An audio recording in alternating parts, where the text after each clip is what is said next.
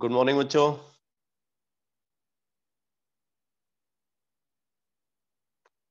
Good morning.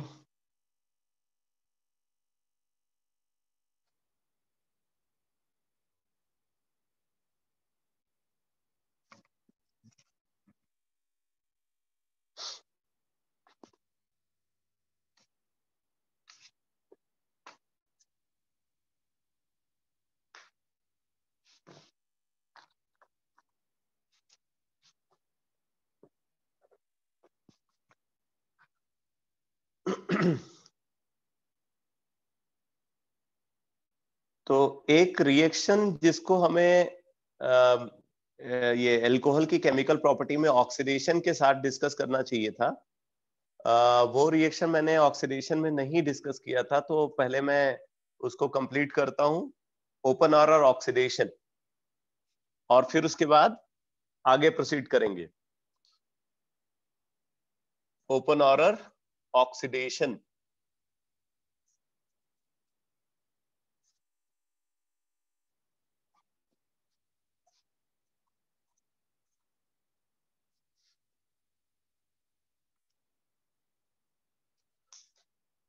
इसका detail लिखो।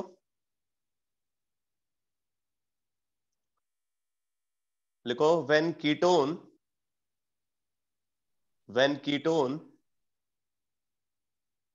नहीं, ओपन ऑरर ऑक्सीडेशन की बात कर रहे हैं। हाँ, तो इसको आप ऐसे लिखो, when secondary alcohol when secondary alcohol when secondary alcohol when secondary alcohol is treated with when secondary alcohol is treated with a ketone when secondary alcohol is treated with a ketone when secondary alcohol is treated with a ketone which may or may not possess which may or may not possess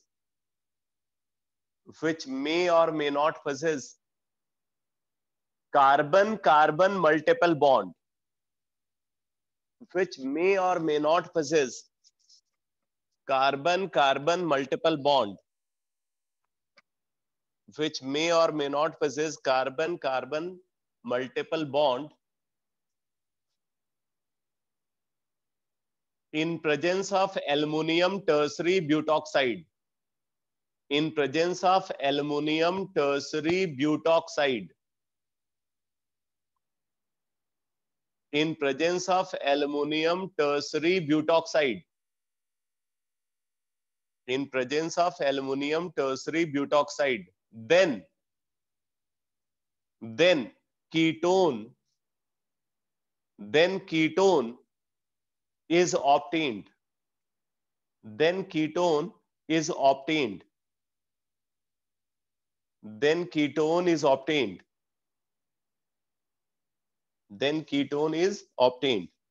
तो अब जैसे देखो बेटा, मान लो हम एक secondary alcohol को consider कर रहे हैं,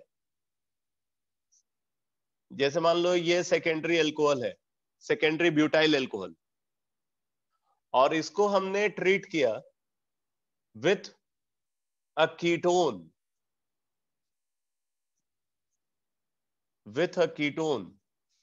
फॉर एग्जांपल ये कीटोन है, इसके अंदर कार्बन कार्बन मल्टीपल बॉन्ड है। वैसे कार्बन कार्बन मल्टीपल बॉन्ड का होना जरूरी नहीं है, ठीक है, तो इसको हम कीटोन के साथ ट्रीट कर रहे हैं in presence of aluminium tertiary butoxide.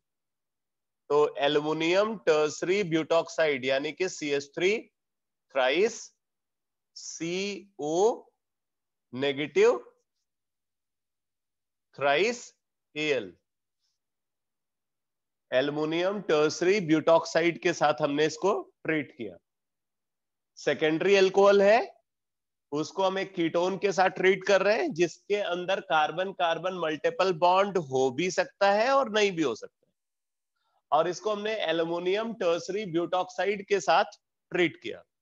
तो एल्युमिनियम टर्सरी ब्यूटॉक्साइड के साथ ट्रीट करने पे क्या होता है, बोलते हैं ये सेकेंडरी एल्कोहल ऑक्सीडाइज होकर के कीटोन में कन्वर्ट हो जाता है। Secondary alcohol gets oxidise to give ketone, जबकि ये जो कीटोन है ये कीटोन रिड्यूस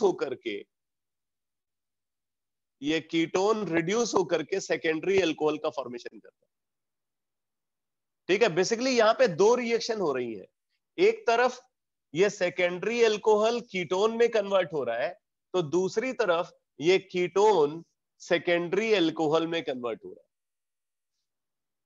यानी कि सेकेंडरी एल्कोहल का तो ऑक्सीडेशन हो रहा है और कीटोन का रिडक्शन हो रहा है। तो ये जो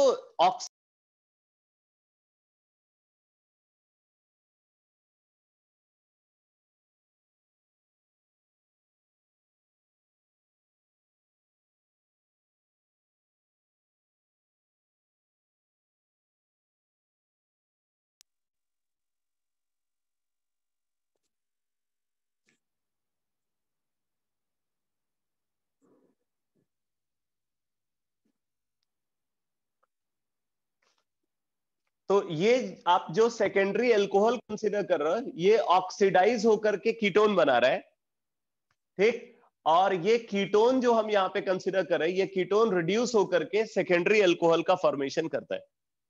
ठीक है, कीटोन रिड्यूस होकर के सेकेंडरी एल्कोहल का फॉर्मेशन करता है। तो इस ऑक्सीडेशन रिएक्शन को हम ओपन ऑरर ऑक्सीडेशन बोलते हैं।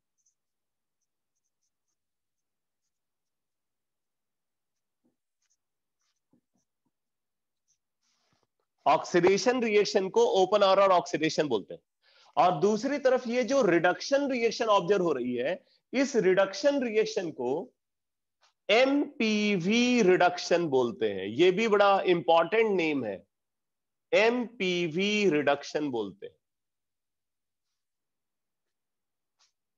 ठीक है, ऑक्सीडेशन रिएक्शन जो यहां पे ऑब्जर्व हो रही है, oxidation reaction is called Oppenauer oxidation, जबकि इधर जो रिडक्शन रिएक्शन ऑब्जर्व हो रही है, this reduction reaction is called MPV reduction. अब एमपीवी का फुल फॉर्म है मीरवीन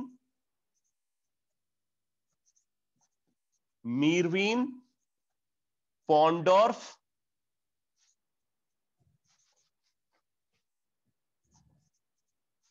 वर्ली रिडक्शन।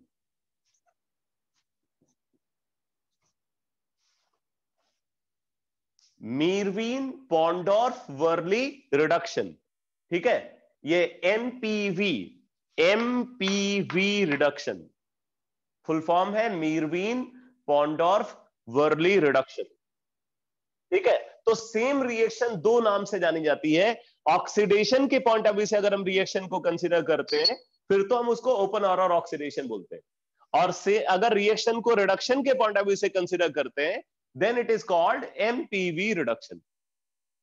ठीक है, ऑक्सीडेशन के पॉइंट ऑफ व्यू से ओपन ऑरर ऑक्सीडेशन और रिडक्शन के पॉइंट ऑफ व्यू से इसको एमपीवी रिडक्शन बोलते हैं। तो ये बात क्लियर हुई बेटा?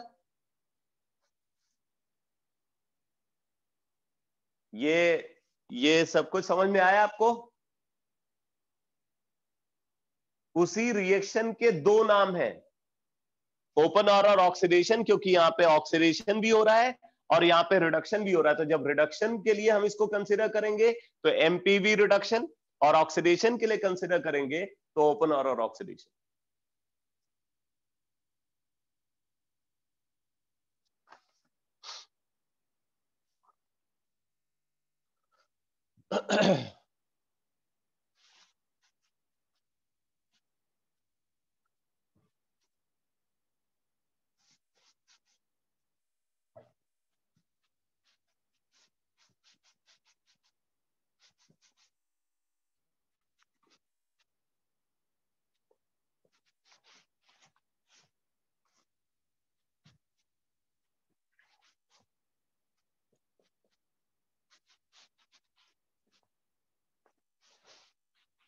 नेक्स्ट रिएक्शन लिखो।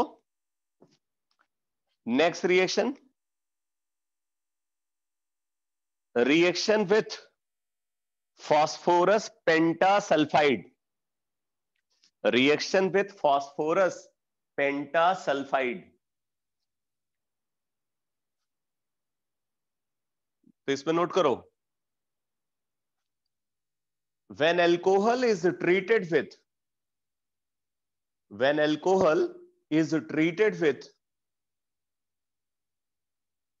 P2S5, when alcohol is treated with P2S5, जैसे P2O5 होता है वैसे P2S5 है।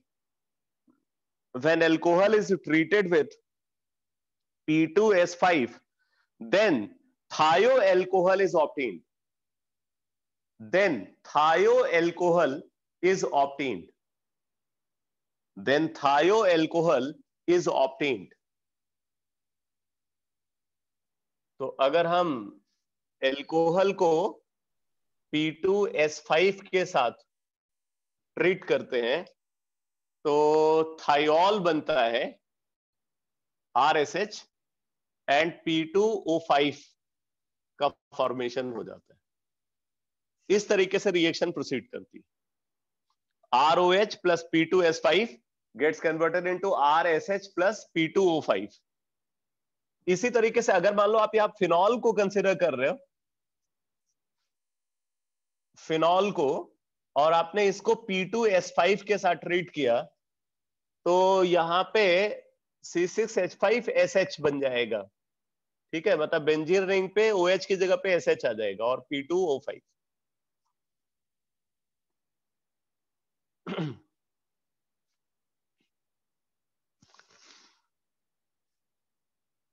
अगली रिएक्शन आप लिखो, बहुत ही इंपॉर्टेंट रिएक्शन है और ये बेसिकली विस डाइऑल का एनालिटिकल टेस्ट भी होता है।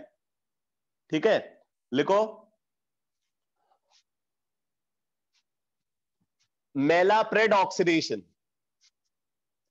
मेलाप्रेड ऑक्सीडेशन,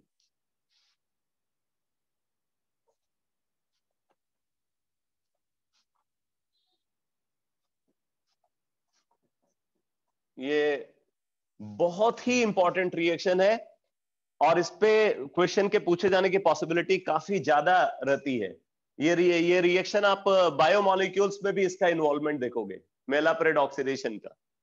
तो आप नोट करो इसका detail. when vis diol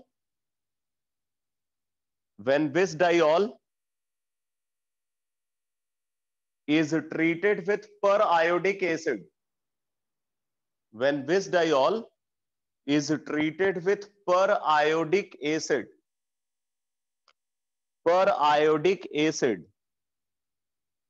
or with sodium periodate or with sodium periodate or with sodium periodate, then it undergo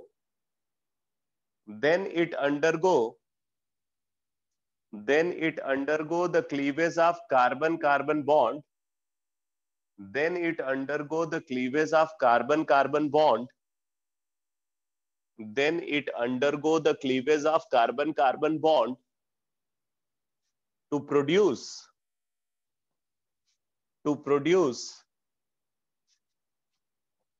carbonyl compound.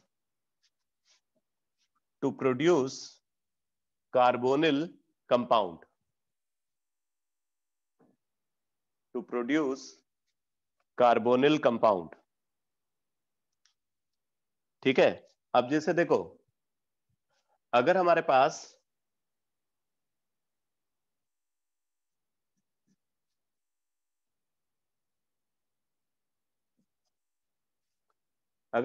ये अल्कोहल है और इस अल्कोहल को हमने HiO4 के साथ और NaIO4 के साथ ट्रीट किया।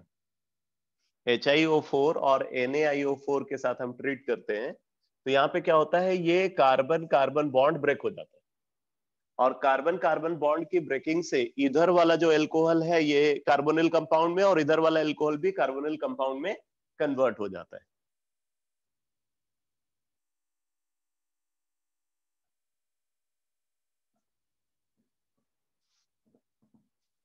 दोनों साइड से कार्बोनिल कंपाउंड का फॉर्मेशन होता है। और ये जो IO4 नेगेटिव है, ये IO4 नेगेटिव जो है ये रिड्यूस होकर के IO3 नेगेटिव में कन्वर्ट हो जाता है। IO4 नेगेटिव रिड्यूस होकर के IO3 नेगेटिव में कन्वर्ट हो जाता है। और अब अगर हम इस सोल्यूशन से सिल्वर नाइट्रेट को पास करें, अगर इस सोल्यूशन से हम सिल्वर नाइट्रेट को पास करते हैं, तो सिल्वर नाइट्रेट को पास करने पे यहां पे AgIO3 का व्हाइट प्रेसिपिटेट प्रोड्यूस होता है। सिल्वर आयोडेट का व्हाइट प्रेसिपिटेट प्रोड्यूस होता है। अब यहां पे आप समझ लेना, ये प्रेसिपिटेट का फॉर्मेशन, ठीक है, रिएक्शन के बाद सिल्वर नाइट्रेट को पास करने पे व्हाइट प्रेसिपिटेट का फॉर्मेशन ये कंफर्म करता है कि मेलाप्रेड ऑक्सीडेशन हुआ है। मतलब जो हमने कंपाउंड कंसीडर किया है वो एक विस डाइऑल है। जो कंपाउंड हमने कंसीडर किया है वो एक विस डाइऑल है। अब आप बोलोगे कि भाई ये कैसे कंफर्म हुआ? तो अब जैसे मान लो अगर हम इस कंपाउंड को कंसीडर करते हैं, ये एक डाइऑल है बट ये विस डाइऑल नहीं है। ये कंपाउंड एक डाइऑल है बट ये विस डाइऑल नहीं है। अब हम इसको ट्रीट कर रहे हैं HiO4 और NaIO4 के साथ। इसको हम HiO4 और NaIO4 के साथ ट्रीट करते हैं तो कोई रिएक्शन नहीं होती। अब हमें तो पता चलेगा नहीं कि रिएक्शन हुई या नहीं, बट एक्चुअल में रिएक्शन नहीं होती। फिर अगर हम यहां से इस सॉल्यूशन से सिल्वर नाइट्रेट को पास करें, तो सिल्वर नाइट्रेट को पास करने पे कोई भी प्रेसिपिटेट फॉर्म नहीं होता, नो प्रेसिपिटेशन,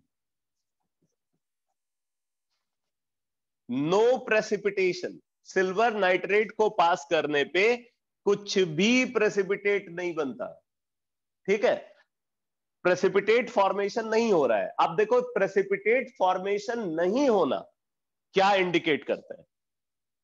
प्रेसिपिटेट फॉर्मेशन नहीं होना यह इंडिकेट करता है कि यहां सॉल्यूशन में IO3 नेगेटिव नहीं है।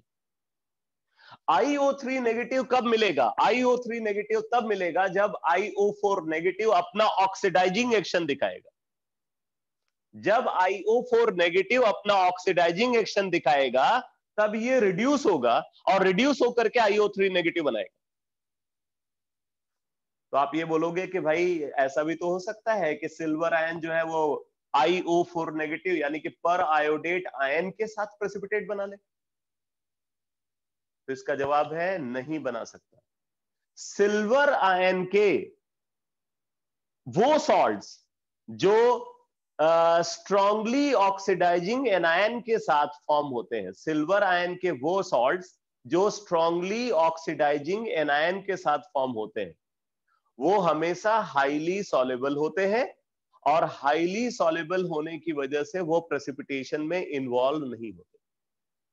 मैं फिर से रिपीट कर रहा हूं, अगर सिल्वर आयन किसी स्ट्रांगली ऑक्सीडाइजिंग एनायन के साथ सॉल्ट फॉर्मेशन कर रहा है तो ऐसा सॉल्ट वाटर में हाईली सॉल्युबल होता है, इसलिए वो प्रेसिपिटेट फॉर्मेशन नहीं करता, ठीक है। तो IO4 नेगेटिव को अगर कंसीडर किया जाए तो IO4 नेगेटिव एक स्ट्रॉन्ग ऑक्सीडाइजिंग एजेंट की तरह बिहेव करता है, ठीक है। IO4 negative strong oxidising agent की तरह बिहेव करता है। ऐसे ही परमैग्नेट आयन, इसी तरीके से नाइट्रेट आयन, इसी तरीके से डाइक्रोमेट आयन। तो ये जो सिल्वर आयन के साथ अगर ये सॉल्ट बनाते हैं तो इनका सॉल्ट वाटर में हाईली सॉल्युबल होता है। आप चाहो तो इस बात को नोट में लिख लो, लिख लो नोट में, लिखो salt of silver ion, salt of silver iron, salt of silver iron with salt of silver iron with strongly oxidizing anion, salt of silver iron with strongly oxidizing anion, salt of silver iron with strongly oxidizing anion such as salt of silver ion with strongly oxidizing anion such as NO3 negative, NO3 negative, MnO4 negative, Cr2O72 negative, IO4 negative, IO4 negative, etc., etc., are highly soluble in water, are highly soluble in water, are highly soluble in water. Therefore, they are not involved.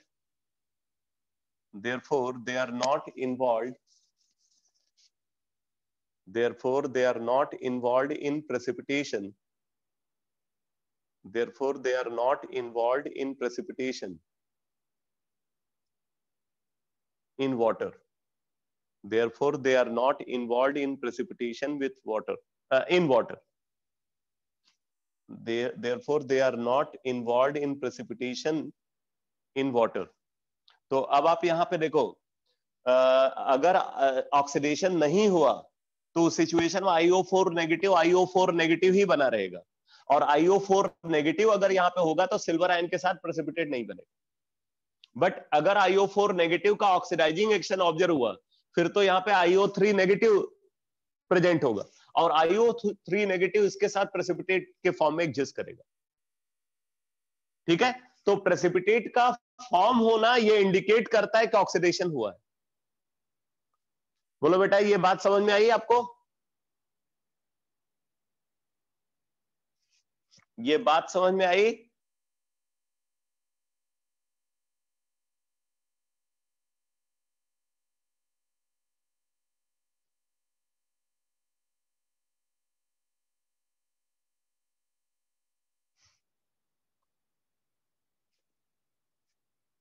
अच्छा, अब देखो कुछ और facts यहां पे important है। जैसे यहां पे ऐसा क्वेश्चन पूछा जाता है कि हमारे पास एक पॉलीहाइड्रिक एल्कोहल है जिसमें कई सारे OH ग्रुप हैं। ठीक है, हम पॉलीहाइड्रिक एल्कोहल को कंसीडर करें जिसमें मल्टीपल OH ग्रुप है, और उसको हम HiO4 के साथ ट्रीट कर रहे हैं। मतलब कंपाउंड का अगर हमने 1 मोल लिया हुआ है और उसको हम HiO4 के साथ ट्रीट कर रहे हैं, तो मेलाप्रेट ऑक्सीडेशन होगा, वहां पे कंपाउंड जो है मल्टीपल प्लेसेस से ब्रेक होगा, मतलब कई सारे कार्बन कार्बन बॉन्ड ब्रेक होंगे।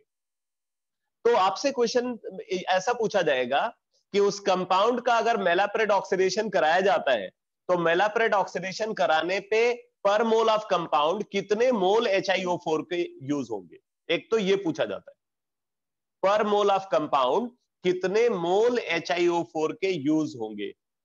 ठीक है, ये पूछा जाएगा। या आपसे पूछा जाएगा कि उस कंपाउंड के मेलाप्रेट ऑक्सीडेशन के बाद क्या क्या प्रोडक्ट प्रोड्यूस होंगे, वो प्रोडक्ट जो है आपसे पूछे जाएंगे। ठीक है, तो आप नोट कर लो, लिखो number of mole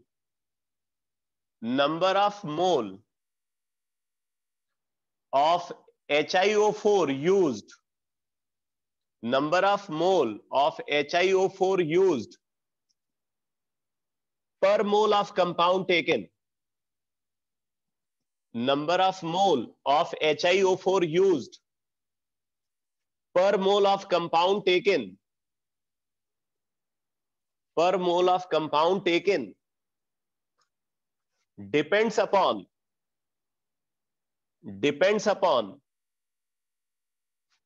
the number of carbon carbon bond breaks, depends upon the number of carbon carbon bond breaks inside the compound. The number of carbon carbon bond breaks inside the compound depends upon the number of carbon carbon bond breaks inside the compound. ठीक है, अब इसमें एक चीज और समझ लेना, जैसे अगर मान लो एक कंपाउंड के अंदर अगर आपको ये स्ट्रक्चरल फीचर दिख रहा है,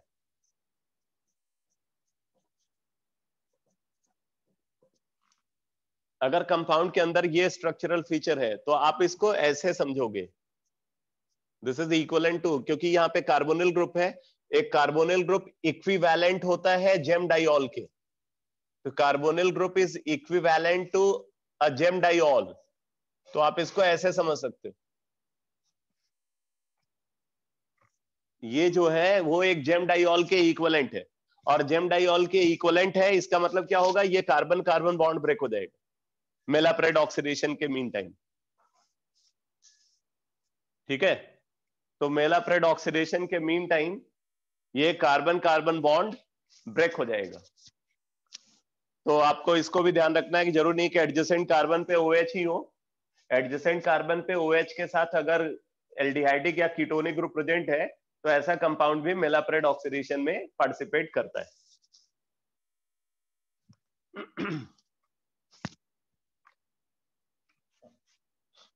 अब जैसे देखो, अगर हमारे पास ग्लिसरॉल है, ग्लिसरॉल ये है ग्लिसरॉल, ग्लिसरॉल को हम ट्रीट कर रहे हैं यहां पे HiO4 के साथ, तो आप देख सकते हो कि जब आप ग्लिसरॉल को HiO4 से ट्रीट करोगे तो बॉन्ड यहां से ब्रेक होगा और यहां से ब्रेक होगा, तो दो प्लेसेस से बॉन्ड ब्रेक होगा, तो इसका मतलब यहां पे 2 molar equivalent, 2 molar equivalent HiO4 का यूज करोगे। 2 मोलर इक्विवेलेंट का मतलब कि अगर इस कंपाउंड का 1 मोल है तो आपको इसका 2 मोल यूज करना पड़ेगा।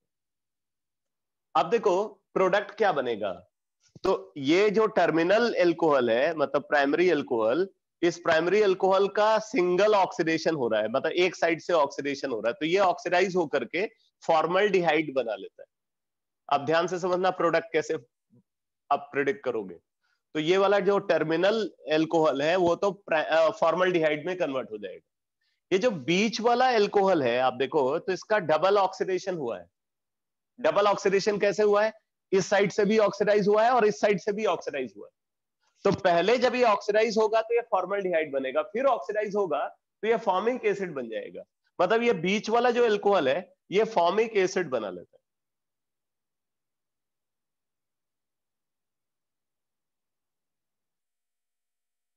और दूसरे ये वाला टर्मिनल एल्कोहल जो है ये फॉर्मल्डिहाइड बना लेता है।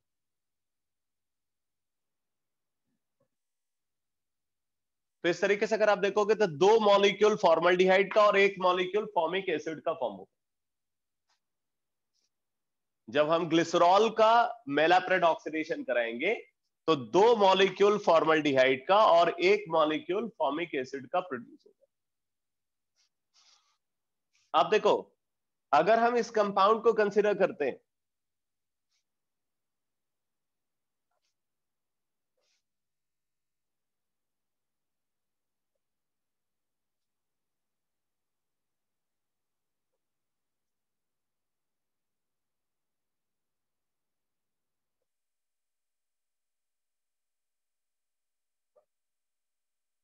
ये है D प्लस ग्लूकोज, ये D प्लस ग्लूकोज यानी कि ग्लूकोज है, ठीक है, D ग्लूकोज को हमने कंसीडर किया। अब हम इसको HiO4 के साथ ट्रीट कर रहे हैं, पर मोल ऑफ कंपाउंड कितना मोल HiO4 का यूज होगा, देखो यहाँ पे कार्बोनिल ग्रुप है और उसके बगल वाले कार्बन पे OH है, मतलब ये वाला बॉन्ड ब्रेक होगा। इसी तरीके देखो इस कार्बन पे OH है और इसके बगल वाले कार्बन पे भी OH है, तो ये भी ब्रेक होगा। अब आप देखो यहाँ पे इस कार्बन पे OH है और इसके बगल वाले कार्बन पे OH है, तो ये यहाँ से भी ब्रेक होगा। अब आप देखो इन दोनों कार्बन पे OH है तो ये यहाँ से भी ब्रेक होगा, यहाँ पे OH है, इसके बगल वाले कार्बन पे भी OH है, तो ये यहाँ से ब्रेक होगा। तो टोटल आप देख रहे हो ये 5 प्लेसेस से ब्रेक हो रहा है, तो 5 molar equivalent, 5 molar equivalent use होगा HiO4 का, 5 मोलर इक्विवेलेंट HiO4 का यूज होगा। अब जरा देखो प्रोडक्ट क्या बनेगा, तो ये जो कार्बन है ऑलरेडी एल्डिहाइड है, ये ऑलरेडी एल्डिहाइड है, इसका मेलाप्रेड ऑक्सीडेशन हुआ तो ये ऑक्सीडाइज होकर के कार्बोक्सिलिक एसिड बन जाएगा, तो मतलब फॉर्मिक एसिड। ये वाला कार्बन देखो डबल ऑक्सीडेशन हुआ है तो फॉर्मिक एसिड बनाएगा।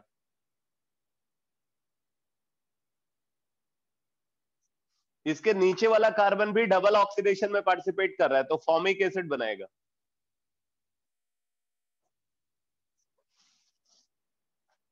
ठीक है, ये भी डबल ऑक्सीडेशन में पार्टिसिपेट कर रहा है तो फॉर्मिक एसिड बनाएगा।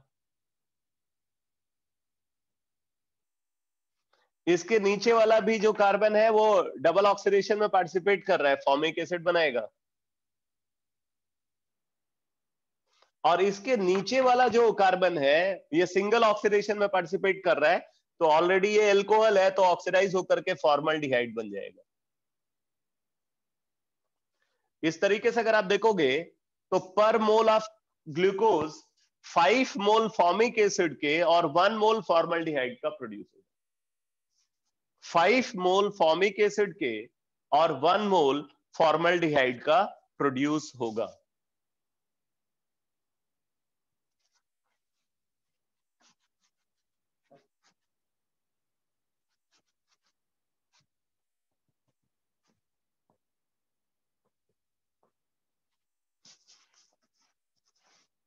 अब देखो,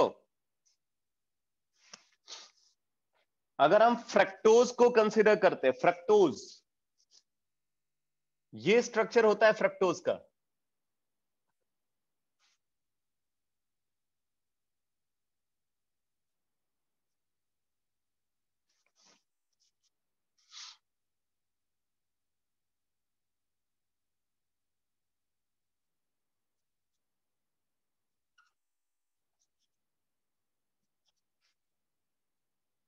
ये है डी माइनस फ्रक्टोज।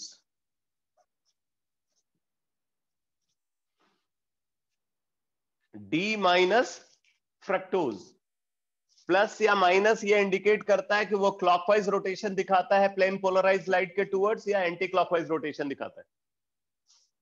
ठीक है, प्लस या माइनस ये इंडिकेट करता है कि वो प्लेन पोलराइज लाइट के टुवर्ड्स क्लॉकवाइज रोटेशन दिखा रहा है या एंटी क्लॉकवाइज रोटेशन दिखा रहा है। जबकि ये कैपिटल डी या कैपिटल एल ये एब्सोल्यूट कॉन्फ़िगरेशन है, वो इनके स्ट्रक्चर के बेसिस पे डिसाइड होता है, जिसको मैंने ऑप्टिकल आइसोमेरिज्म में बताया हुआ है और आगे बायोमॉलिक्यूल्स को डिस्कस करते हुए फिर से आपको एक बार बताऊंगा। तो अब देखो, अगर हम इस कंपाउंड को HiO4 के साथ ट्रीट करते हैं, अगर इसको HiO4 के साथ ट्रीट करते हैं तो आप देखो यहाँ पे OH है और ये कार्बोनिल ग्रुप मतलब जेमडाइऑल, इसका मतलब ये बॉन्ड यहाँ से ब्रेक होगा। यहाँ पे जेमडाइऑल है और यहाँ पे OH है तो ये यहाँ से भी ब्रेक होगा, यहाँ से भी ब्रेक होगा, यहाँ से भी ब्रेक होगा और यहाँ से भी ब्रेक होगा। तो यहाँ भी 5 molar equivalent, 5 molar equivalent use होगा HiO4 का, मतलब पर mole of compound 5 mole HiO4 का यूज होगा, लेकिन प्रोडक्ट अलग बनेगा। प्रोडक्ट क्यों अलग बनेगा भाई? देखो, ये वाला टर्मिनल एल्कोहल सिंगल ऑक्सीडेशन में पार्टिसिपेट कर रहा है तो ये तो बना लेगा फॉर्मल्डिहाइड। ठीक है, और इसी तरीके से आप देखो इसके नीचे जो कार्बोनिल ग्रुप है, ये आपको याद रखना है, कीटोनिक ग्रुप अगर है और उसका डबल ऑक्सीडेशन हो रहा है तो वो हमेशा CO2 में कन्वर्ट होता है। कीटोनिक ग्रुप का अगर डबल ऑक्सीडेशन हो रहा है तो वो CO2 में कन्वर्ट होता है। कीटोनिक ग्रुप का डबल ऑक्सीडेशन हो रहा है अगर तो वो CO2 बन जाता है। अब इसके नीचे वाला डबल ऑक्सीडेशन है अल्कोहल का तो फॉर्मिक एसिड, इसके नीचे वाला अल्कोहल का डबल ऑक्सीडेशन है फॉर्मिक एसिड, इसके नीचे वाले अल्कोहल का डबल ऑक्सीडेशन है फॉर्मिक एसिड, और इसके नीचे टर्मिनल अल्कोहल है, इसका सिंगल ऑक्सीडेशन हो रहा है तो फॉर्मल्डिहाइड। तो अब देख रहे हो फ्रक्टोज के केस में क्या प्रोडक्ट बन रहा है, 2 मॉलिक्यूल फॉर्मल्डिहाइड का, 3 मॉलिक्यूल फॉर्मिक एसिड का, 1 मॉलिक्यूल CO2 का। per molecule of fructose compound. Per molecule of fructose 2 molecule formaldehyde, 1 molecule CO2 and 3 molecule formic acid का फॉर्म होता है। तो ये प्रोडक्ट फॉर्मेशन क्या होगा, ये समझ में आ रहा है आपको? प्रोडक्ट फॉर्मेशन कैसे हो रहा है, ये समझ में आ रहा है?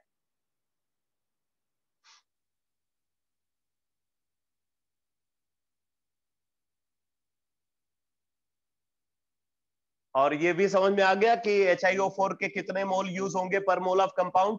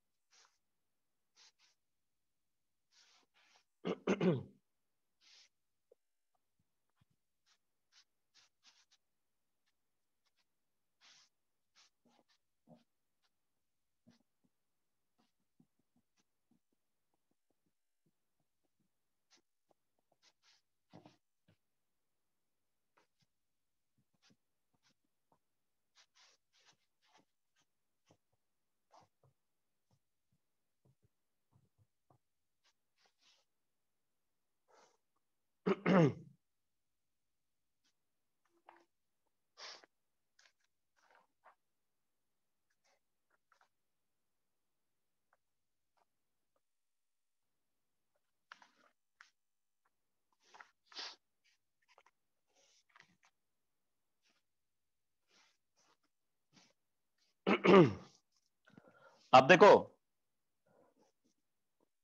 कुछ रिएक्शंस, कुछ कंपाउंड्स बेसिकली इंपॉर्टेंट हैं जो सैलिसिलिक एसिड से फॉर्म होते हैं under different condition.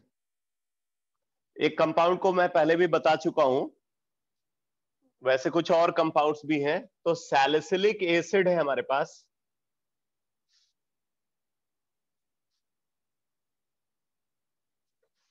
Salicylic acid को कंसिडर कर रहे हैं, और सैलिसिलिक एसिड को हम 3 अलग अलग कंपाउंड से रिएक्ट कराते हैं। सबसे पहले इसको मेथेनॉल से रिएक्ट कराते हैं, मेथेनॉल से रिएक्ट कराते हैं। उसके बाद फिर हम इसको फिनॉल से रिएक्ट कराते हैं, फिनॉल से रिएक्ट कराते हैं, और फिर हम इसको एसिटाइल क्लोराइड से रिएक्ट कराते हैं, एसिटाइल क्लोराइड से रिएक्ट कराते हैं। ठीक है, मेथेनॉल से रिएक्ट करा रहे हैं, फिनॉल से रिएक्ट करा रहे हैं और एसिटाइल क्लोराइड से रिएक्ट करा रहे हैं।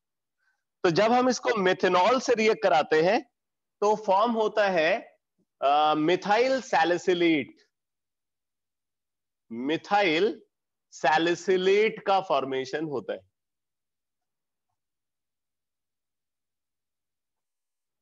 यह है मिथाइल सैलिसिलेट।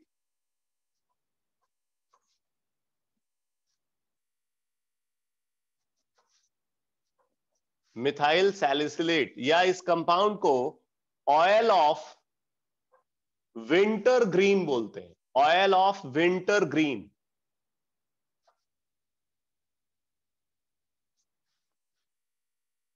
ठीक है, इसको ऑयल ऑफ विंटर ग्रीन बोलते हैं मिथाइल सैलिसिलेट को।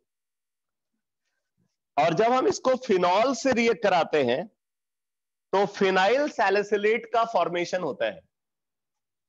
अगर हम इसको फिनॉल से रिएक्ट करा रहे हैं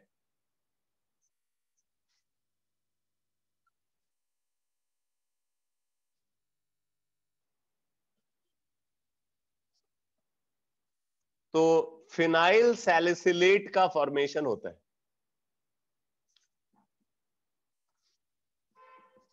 फिनाइल सैलिसिलेट, फिनाइल सैलिसिलेट को सेलॉल भी बोलते हैं, सेलॉल। ठीक है, जो कि एंटीसेप्टिक के फॉर्म में यूज होता है। Salol used as internal antiseptic.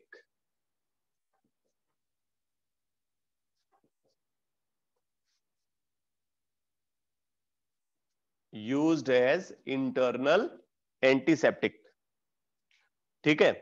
और अगर हम इसको ट्रीट कर रहे हैं एसिटाइल क्लोराइड के साथ,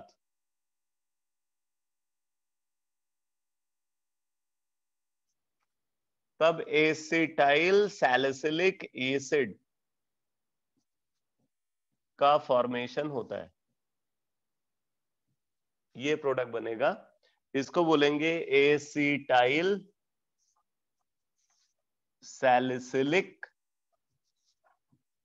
एसिड। एसिटाइल सैलिसिलिक एसिड, या इसका जो कॉमर्शियल नेम है वो है एस्पिरीन। एस्पिरीन बोलते हैं इसको, एस्पिरीन। और ये एनाल्जेसिक के फॉर्म में यूज होता है। एनाल्जेसिक के फॉर्म में यूज होता है। तो ये इसके मतलब फिनॉल के कुछ यूजेस हैं इन मेडिसिनल एप्लीकेशन, ठीक है। अब आ जाते हैं फिनॉल की कुछ और रिएक्शंस पे, ठीक है। फिनॉल की कुछ और रिएक्शंस पे जो कि फिनॉल की केमिकल प्रॉपर्टीज में आती हैं। तो आप नोट करो, इसको आप ऐसे नोट कर सकते हो, reaction of phenol. Reaction of phenol, reaction of phenol.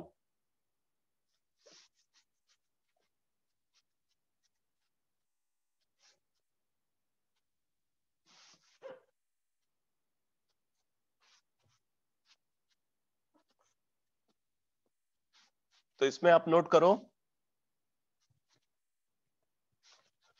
Reaction with sodium carbonate and sodium bicarbonate. Reaction with sodium carbonate and sodium bicarbonate.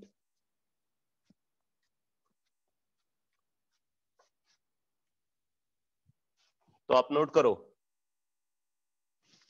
देखो phenol, phenol do not produce, phenol do not produce brisk effervescence.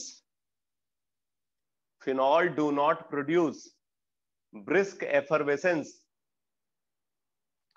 when treated with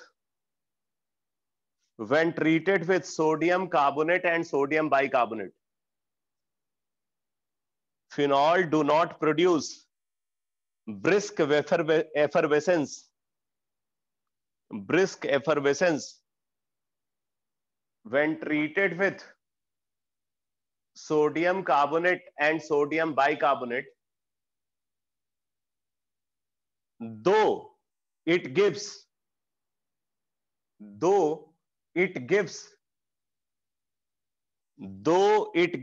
acidic litmus test, though it gives acidic litmus test, though it gives acidic litmus test,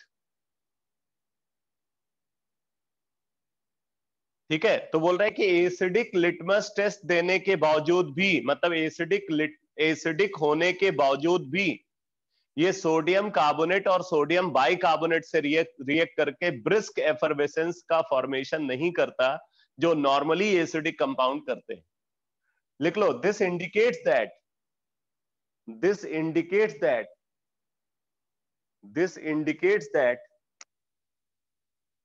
phenol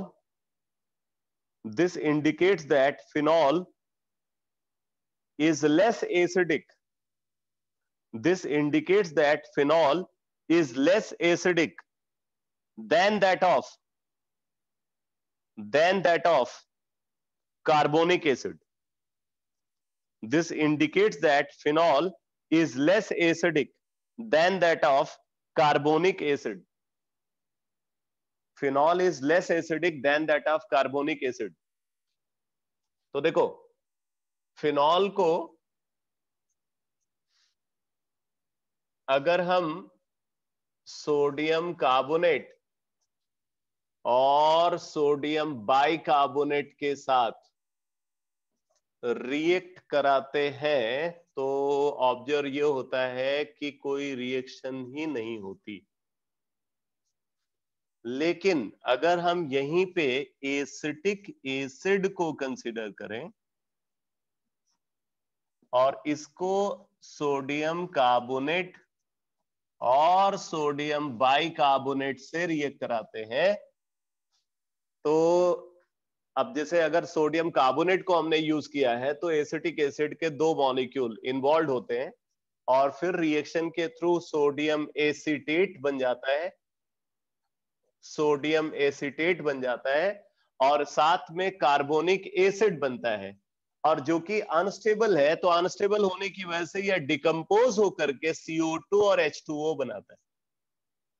तो ये CO2 gas जो produce हो रही है ये बहुत तेजी से रिलीज होती है और इसकी वजह से एफरवेसेंस प्रोड्यूस होता है। CO2 गैस के रिलीज होने की वजह से ब्रिस्क एफरवेसेंस प्रोड्यूस होता है। अब एसिटिक एसिड सोडियम कार्बोनेट या सोडियम बाइकार्बोनेट के साथ एफरवेसेंस प्रोड्यूस कर रहा है, बट फिनॉल नहीं करता। इससे यह पता चलता है कि एसिटिक एसिड इस कार्बोनिक एसिड से ज्यादा एसिडिक है। ये कार्बोनिक एसिड है, कार्बोनिक एसिड से एसिटिक एसिड ज्यादा एसिडिक है, बट फिनॉल लेस एसिडिक है। अगर हम एसिडिक स्ट्रेंथ की बात करें तो फिनॉल जो है वो लेस एसिडिक है, किसके कंपेयर में? कार्बोनिक एसिड के कंपेयर में। But acetic acid more acidic है। सिर्फ एसिटिक एसिड ही नहीं, दूसरे भी जो कार्बोक्सिलिक एसिड है वो मोर एसिडिक है। तो इसलिए ये सिचुएशन अराइज होती है। बट अगर फिनॉल का एसिडिक स्ट्रेंथ किसी तरीके से बढ़ाया जाए, ठीक है, अगर हम फिनॉल का एसिडिक स्ट्रेंथ को बढ़ाते हैं तो ऐसा हो सकता है कि वो कंपाउंड सोडियम कार्बोनेट या सोडियम बाइकार्बोनेट के साथ एफरवेसेंस प्रोड्यूस करे।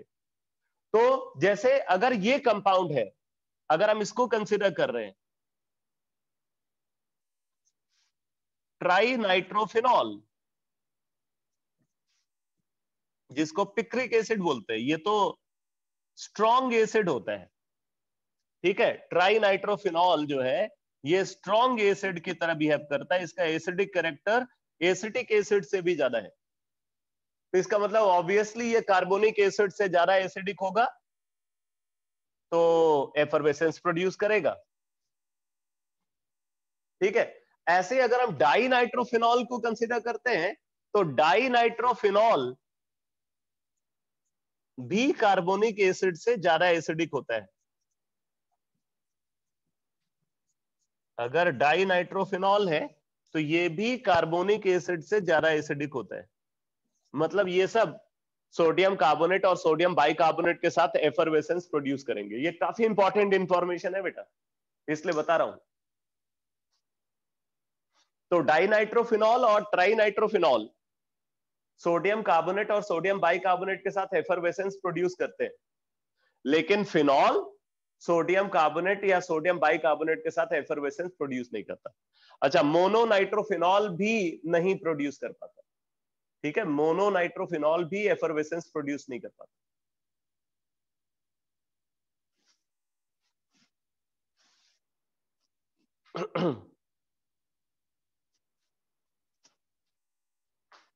अब नोट करो reaction with PCl5, reaction with PCl5, reaction with PCl5। तो देखो, अगर हम फिनॉल को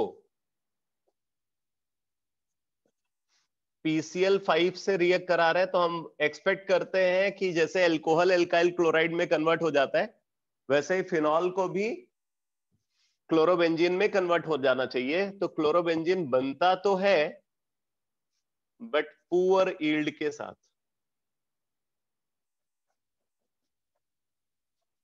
इसकी पुअर यील्ड होती है।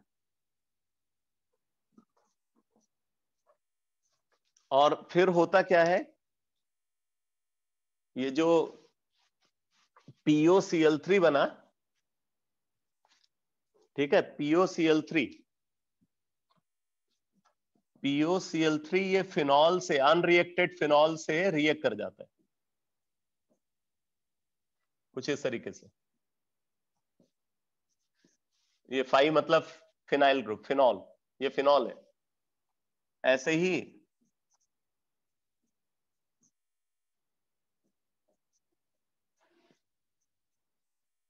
तो अब देखो क्या होता है, ये यहां से HCl रिमूव हो गया, यहां से HCl रिमूव हो गया, यहां से HCl रिमूव हो गया,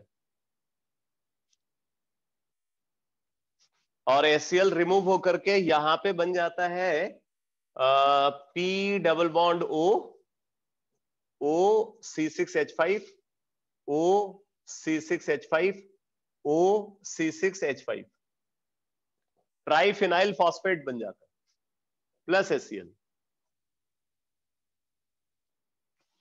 ट्राइफिनाइल फॉस्फेट प्लस HCl का फॉर्मेशन होता है।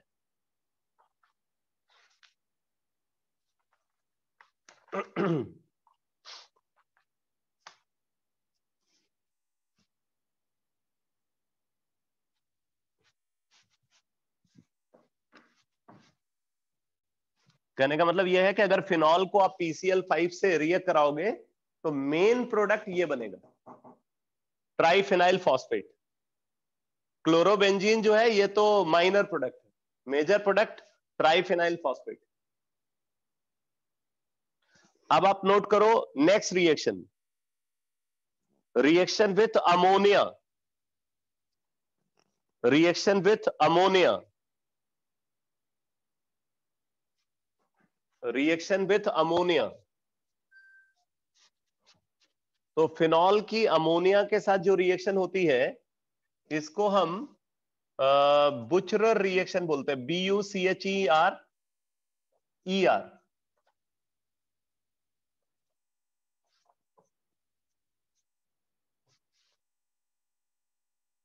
नोट कर लो, phenol when treated with ammonia, phenol when treated with ammonia in presence of anhydrous ZnCl2, phenol when treated with ammonia in presence of anhydrous ZnCl2 और ammonium sulphide, और ammonium sulphide at 300 degree centigrade, at 300 degree centigrade, at 300 degree centigrade, then aniline is obtained, then aniline is obtained, then aniline is obtained, मतलब phenol से सीधे बन जाता है aniline. देखो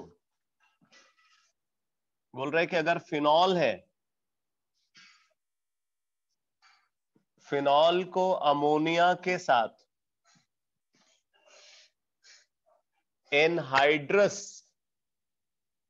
ZnCl2 की प्रेजेंस में और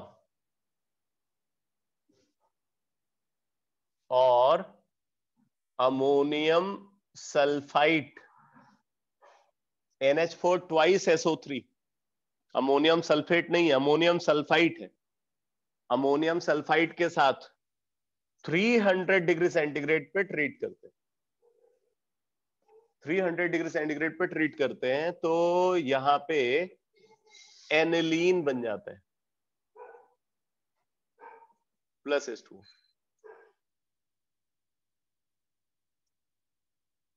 एनिलीन प्लस H2O का फॉर्मेशन होता है।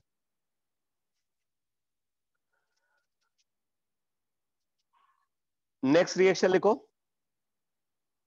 रिएक्शन विथ FeCl3,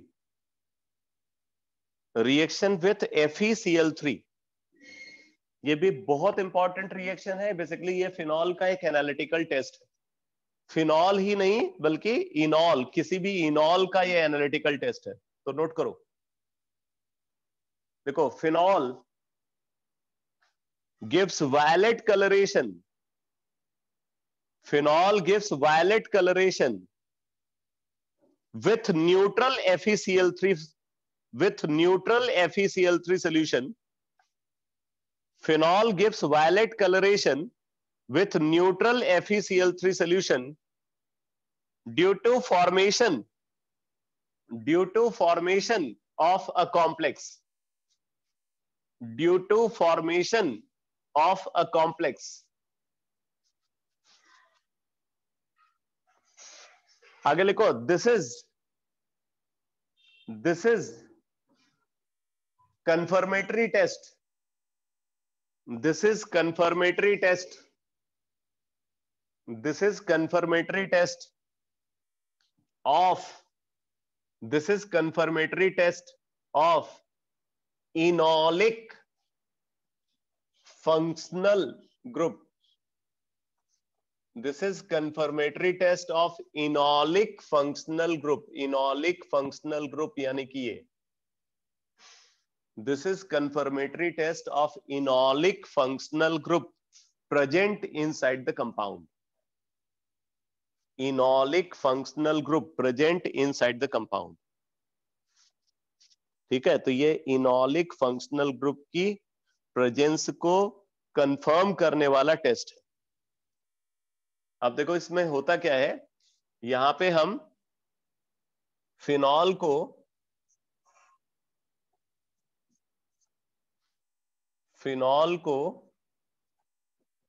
FeCl3 के साथ ट्रीट करते हैं। ठीक है, फिनॉल को FeCl3 के साथ ट्रीट करते हैं, न्यूट्रल FeCl3, कोई एसिड या बेस यूज नहीं करेंगे इसके साथ। तो फिनॉल को FeCl3 के साथ ट्रीट करते हैं, तो यहां पे एक कॉम्प्लेक्स बन जाता है C6H5O, C6H5O,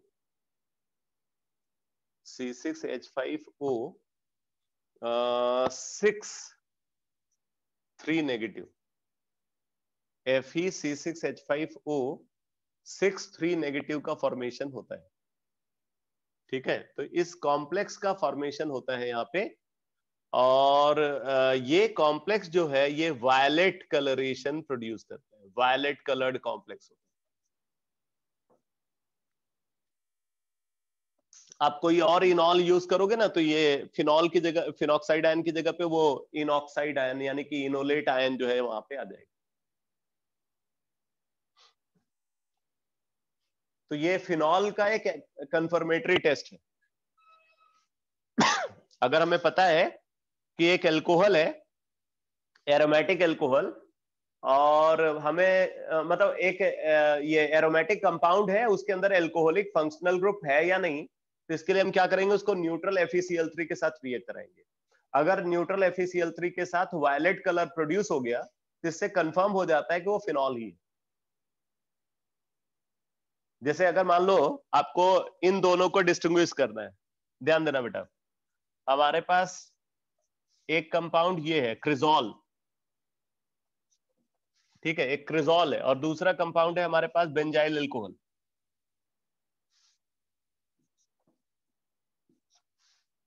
अब हमें इन दोनों को डिस्टिंग्विश करना है।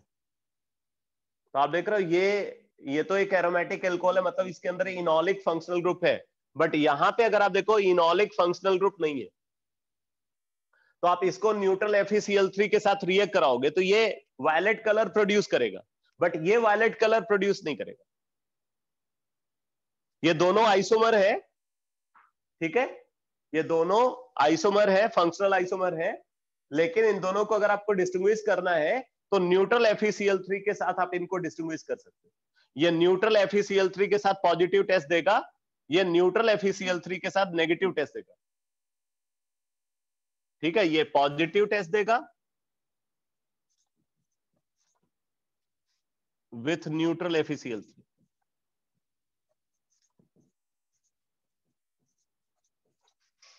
और ये नेगेटिव टेस्ट देगा।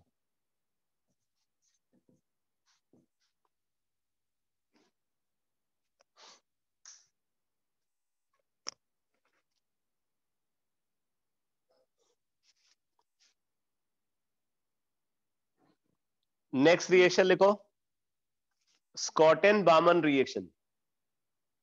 Scott and Baumann reaction. Scott and Baumann reaction.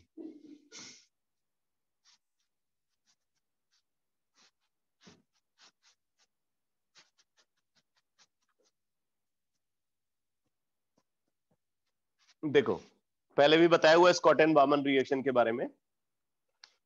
अगर फिनॉल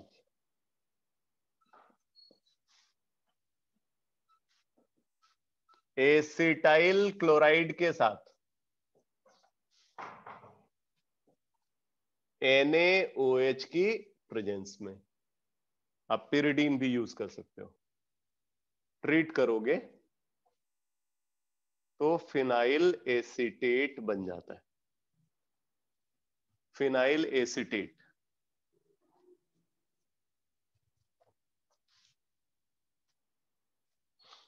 फिनाइल एसीटेट का फॉर्मेशन होगा। इसी तरीके से अगर हम फिनॉल को बेंजोइल क्लोराइड के साथ, बेंजोइल क्लोराइड के साथ एल्कैली की प्रेजेंस में ट्रीट करते हैं तो यहां पे फिनाइल बेंजोएट का फॉर्मेशन हो जाएगा।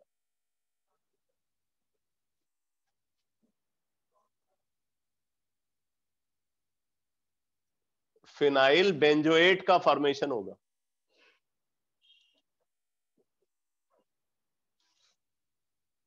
ठीक है, अगर फिनॉल को एसिटाइल क्लोराइड के साथ NaOH की प्रेजेंस में ट्रीट करते तो फिनाइल एसीटेट, और फिनॉल को बेंजोइल क्लोराइड के साथ NaOH की प्रेजेंस में ट्रीट करे तो फिनाइल बेंजोएट का फॉर्मेशन होता है। ये reaction Scott and Baumann reaction बोली जाती। अब आप नोट करो, halogenation of phenol. Halogenation of phenol, अब ये रिएक्शन रिपीटेड है, पहले भी बता चुका हूं। Halogenation of phenol. Halogenation of phenol, देखो अगर फिनॉल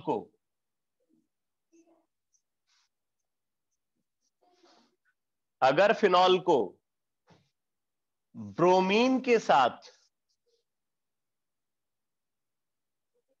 कार्बन डाइसल्फाइड या कार्बन टेट्राक्लोराइड की प्रेजेंस में ट्रीट करते हैं, मतलब नॉन पोलर सॉल्वेंट अगर हमने यूज किया, फिनॉल को अगर ब्रोमीन के साथ कार्बन डाइसल्फाइड की प्रेजेंस में ट्रीट करते हैं, फिर तो ऑर्थो एंड पैरा ब्रोमोफिनॉल का फॉर्मेशन होता है।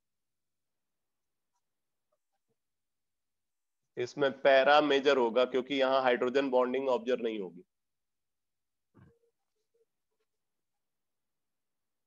अगर हम ब्रोमीन के साथ नॉन पोलर सॉल्वेंट की प्रेजेंस में फिनॉल को रिएक्ट कराते हैं तो ऑर्थोब्रोमोफिनॉल और पैराब्रोमोफिनॉल का फॉर्मेशन होता है। बट अगर फिनॉल को ब्रोमीन वाटर के साथ रिएक्ट कराते हैं तो 2,4,6 ट्राइब्रोमोफिनॉल का फॉर्मेशन होता है। मल्टीपल सब्स्टिट्यूशन प्रोडक्ट यहां पे फॉर्म होगा। 2,4,6 ट्राइब्रोमोफिनॉल का फॉर्मेशन होगा।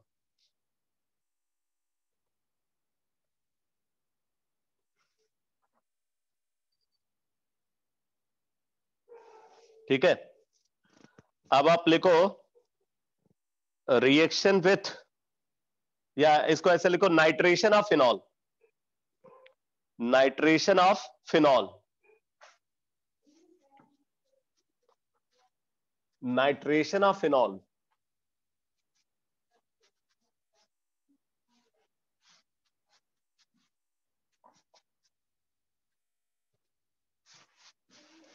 Nitration of phenol.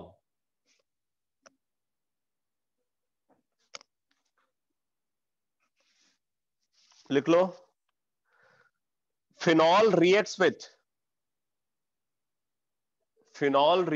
dilute HNO3. Phenol reacts with dilute HNO3. Phenol reacts with dilute HNO3 at 0 to 10 degrees centigrade. Phenol reacts with dilute HNO3 at 0 to 10 degrees centigrade to give ortho and para nitrophenol. To give ortho and para nitrophenol.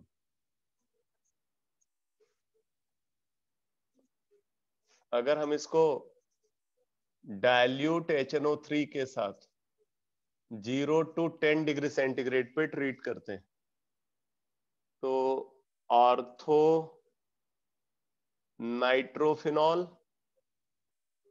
और para nitrophenol का mixture produce होगा जिसमें ortho product major product होगा due to intramolecular hydrogen bond.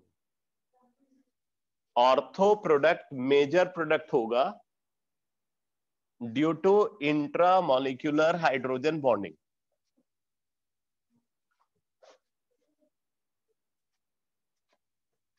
Ortho product यहां पे major product है due to intramolecular hydrogen bonding, ये major है।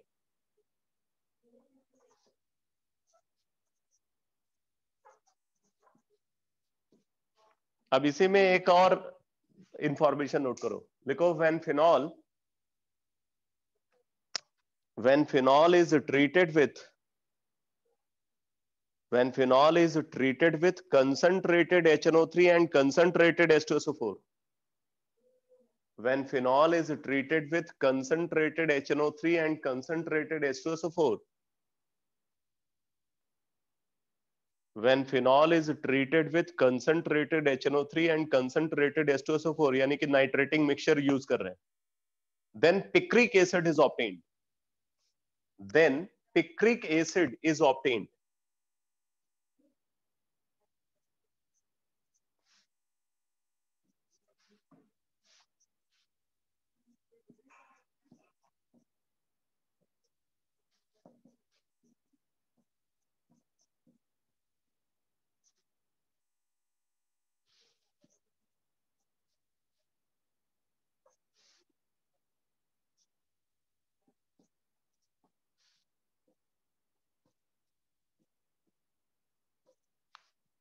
ये पिक्रिक एसिड है 2,4,6 ट्राइनाइट्रोफिनॉल।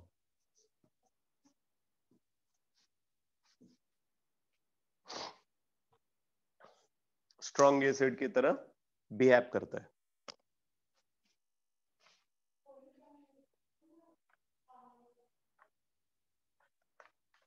बाकी जो नॉर्मल रिएक्शंस हैं जैसे फ्रीडल क्राफ्ट एल्काइलेशन है, फ्रीडल क्राफ्ट एसाइलेशन है, सल्फोनेशन है, ठीक है, वो सारी रिएक्शंस फिनॉल के साथ भी ऑब्जर्व होती हैं जैसे दूसरे एरोमेटिक कंपाउंड के साथ ऑब्जर्व होती है। फिनॉलिक रिंग सफिशिएंटली एक्टिवेटेड है तो इसलिए यहाँ पे एल्काइलेशन और एसाइलेशन में भी कोई प्रॉब्लम नहीं है, वो भी हो जाती है। अब देखो इसी तरीके से फिनॉल कुछ और इंपॉर्टेंट रिएक्शन में पार्टिसिपेट करता है जिनको आप पहले भी देख चुके हो, like reamer टीमन reaction. Reamer टीमन reaction, एक बार आप सिर्फ रिएक्शन को नोट कर लो, रीमर टीमन रिएक्शन।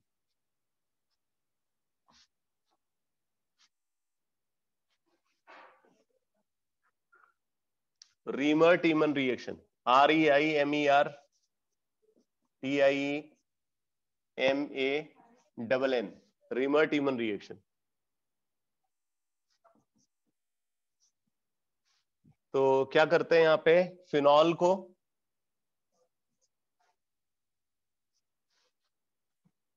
पहले क्लोरोफॉर्म के साथ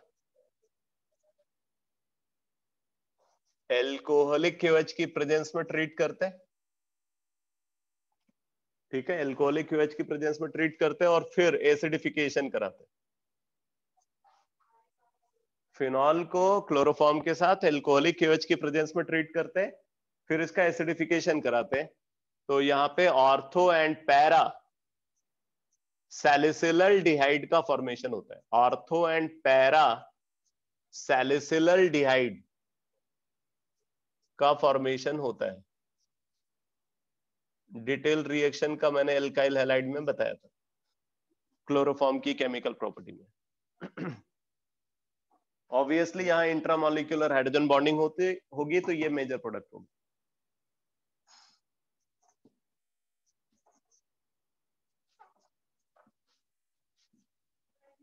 और अगर हम यहाँ पे एक और रीमर टीमन रिएक्शन का एक और फॉर्म है, अगर हम इसको कार्बन टेट्राक्लोराइड के साथ,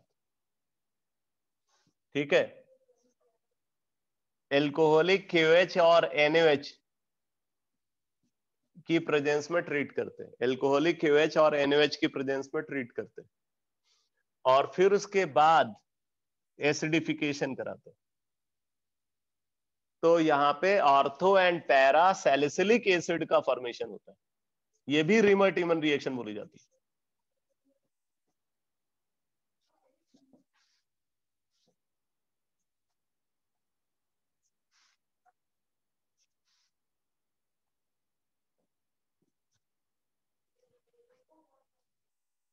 अगर क्लोरोफॉर्म को यूज करते हैं तब तो सैलिसिलल डिहाइड बनता है, और अगर कार्बन टेट्राक्लोराइड को यूज करते हो तो सैलिसिलिक एसिड बनता है।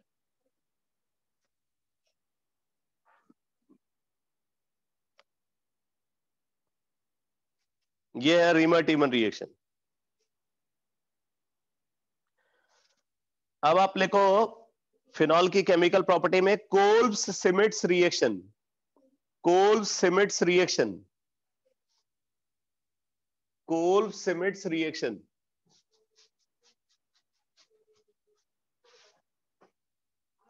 एक बार ये रिएक्शंस रिवाइज हो जाएंगी, पहले डिस्कस हो चुकी हैं ये। कोल्ब्स सिमिट्स रिएक्शन,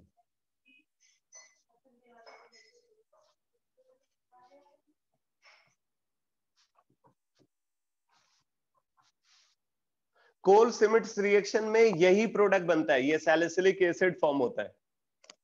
तो रिएक्शन का डिटेल ये है, रिएक्शन का डिटेल देखो,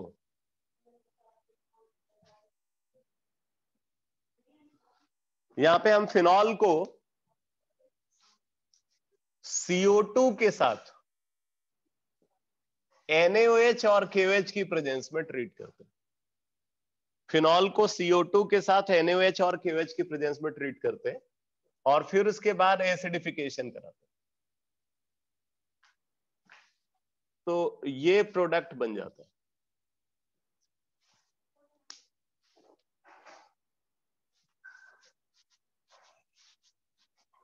ortho and para salicylic acid, ये कोल्ब्स सिमिट्स रिएक्शन है। इसको मैंने आपको बताया हुआ है इलेक्ट्रोफिलिक एरोमेटिक सब्स्टिट्यूशन के एग्जांपल में।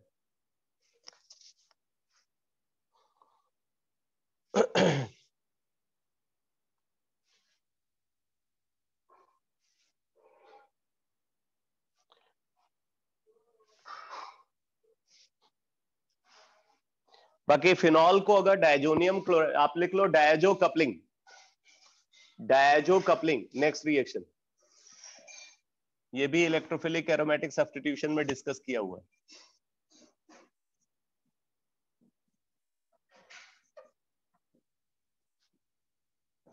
डायजो कपलिंग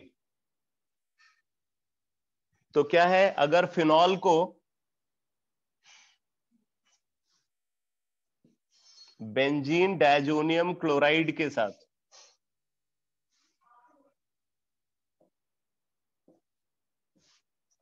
अगर फिनॉल को बेंजीन डायजोनियम क्लोराइड के साथ ट्रीट करते हैं, ठीक है, तो ये प्रोडक्ट बन जाता है।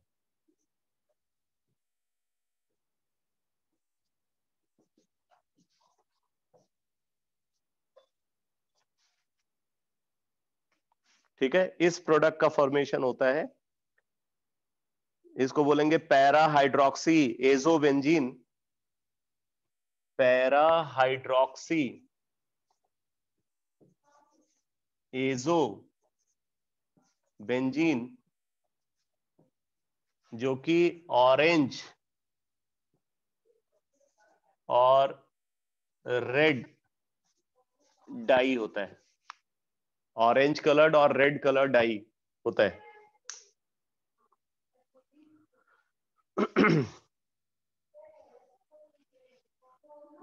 ये दोनों ही रिएक्शन मैंने इलेक्ट्रोफिलिक एरोमेटिक सब्स्टिट्यूशन में बताया था।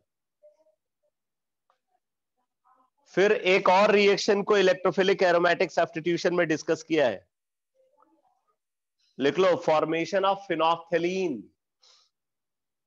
Formation of phenolphthalein.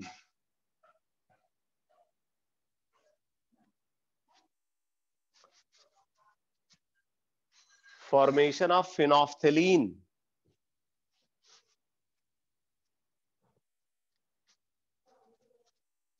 देखो फिनोफ्थेलीन का फॉर्मेशन कैसे होता है, फिनॉल को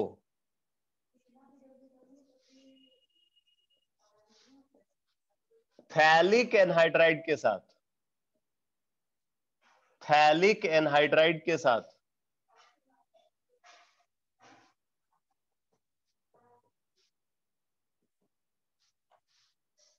ये थैलिक एनहाइड्राइड है,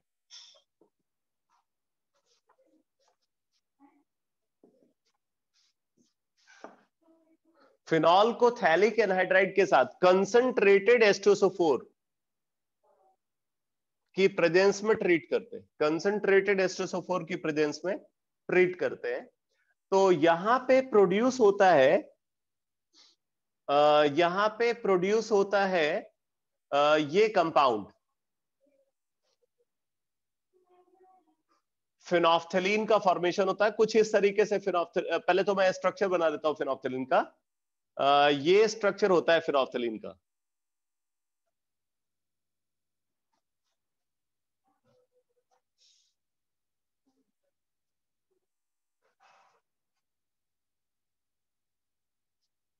फिनोफ्थेलीन का स्ट्रक्चर ऐसा है,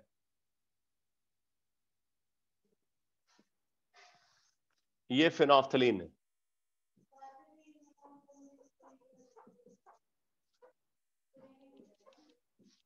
प्लस H2O।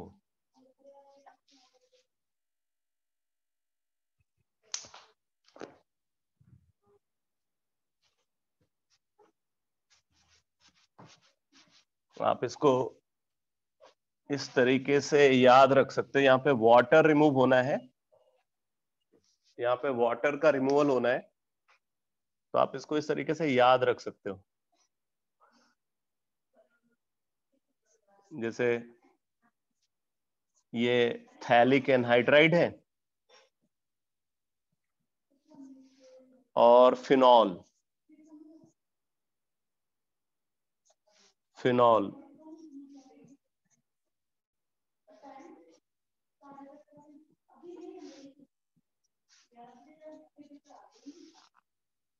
ठीक है। कंसंट्रेटेड H2SO4 को आप जानते ही हो, कहीं भी यूज करोगे तो ये हमेशा डिहाइड्रेशन के लिए यूज होता है, वाटर रिमूव कराता है ये। तो क्या होगा, यहां से ऑक्सीजन, ठीक है, यहां से ऑक्सीजन और ये हाइड्रोजन,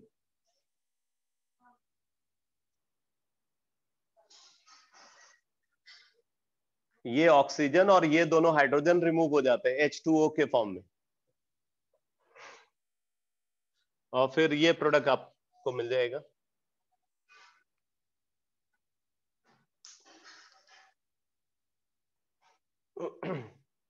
ये फिनोफ्थेलीन है।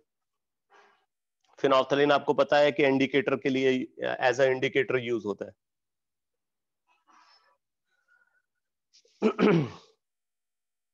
दो और इंपॉर्टेंट नेम रिएक्शन है फिनॉल की रिएक्शन केमिस्ट्री में।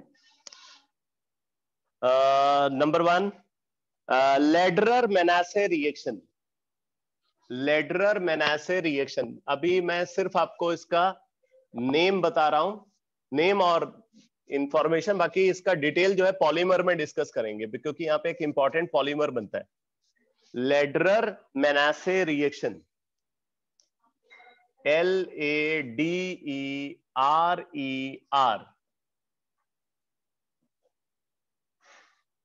ये रिएक्शन यूज होती है ओल्डेस्ट पॉलीमर, जिस पॉलीमर को सबसे पहले लेबोरेटरी में सिंथेसाइज किया गया, वो पॉलीमर बेसिकली इसी रिएक्शन के थ्रू फॉर्म किया गया, जिसको हम बेकेलाइट बोलते हैं। तो आप नोट कर लो इसका डिटेल, लिख लो। Phenol condenses with formaldehyde, phenol condenses with formaldehyde,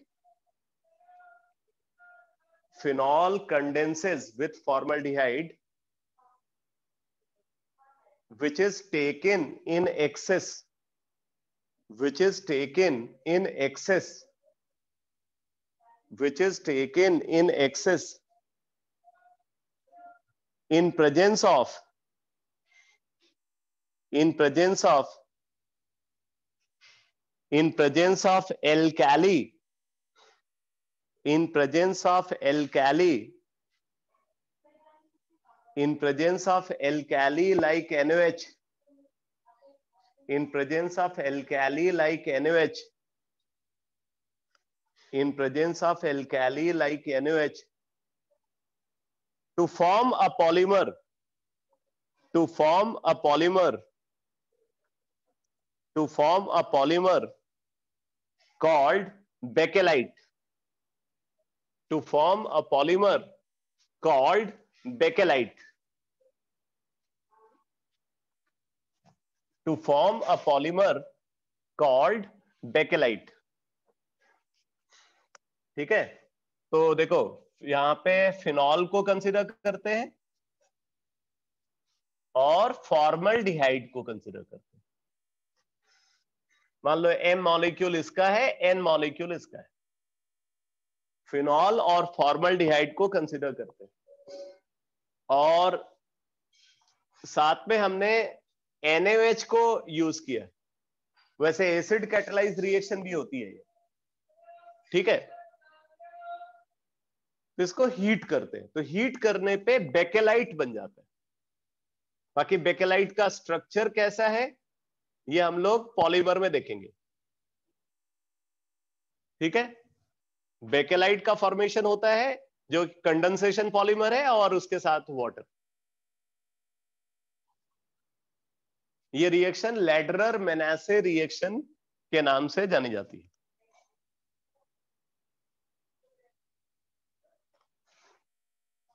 अब आप लिखो फिनॉल की रिएक्शन केमिस्ट्री में लास्ट रिएक्शन, बड़ा ही इंपॉर्टेंट नेम है ये, लिखो Liebermann's nitroso test, Liebermann's nitroso test.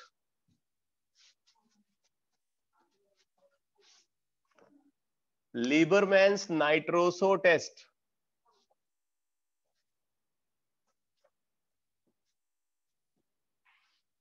Liebermann's nitroso test.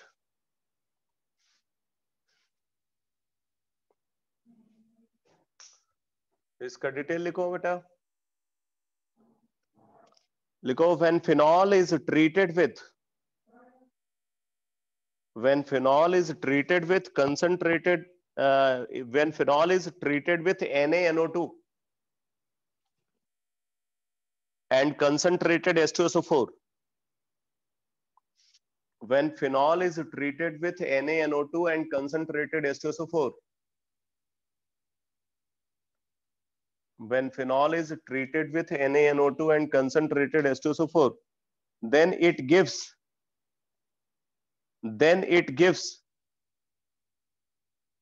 a dark green, then it gives a dark green or blue color compound, or blue color compound, then it gives a dark green or blue colored compound, or blue colored compound, which soon changes to red, which soon changes to red on dilution with water, which soon changes to red on dilution with water,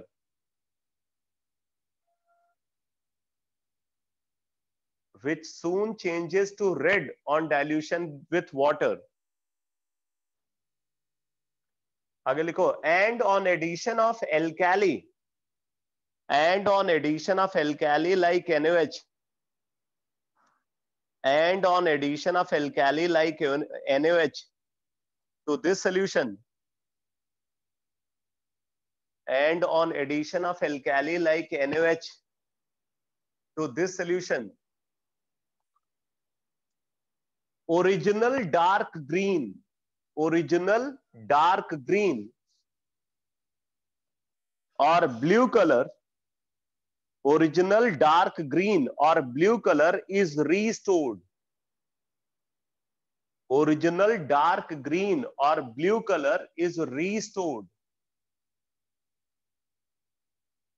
Original dark green or blue color is restored.